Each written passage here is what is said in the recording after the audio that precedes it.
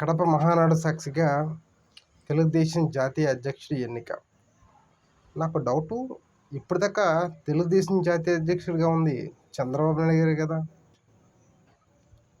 ఇప్పుడు రేస్లో ఏమైనా జూనియర్ ఎన్టీఆర్ లేకపోతే బాలకృష్ణ రేస్లోకి వచ్చారా? లేదు కదా. మరి దీన్ని అంత ఘనంగా చెప్పుకోవడం దీనికి? పార్టీ ఎవరి చేతిలో ఉంది?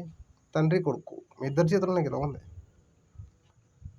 జాతీయ అధ్యక్షుడిగా ఎన్నికైన చంద్రబాబు, ఇదొక న్యూస్ మీ ఛానల్లో. దానికి పవన్ కళ్యాణ్ గారు వచ్చి మీకు కంగ్రాట్స్ చెప్పడం.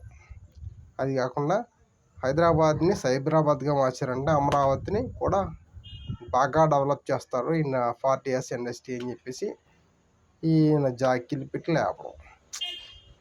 ఏందో నాకు అర్థం కావట్లేదు.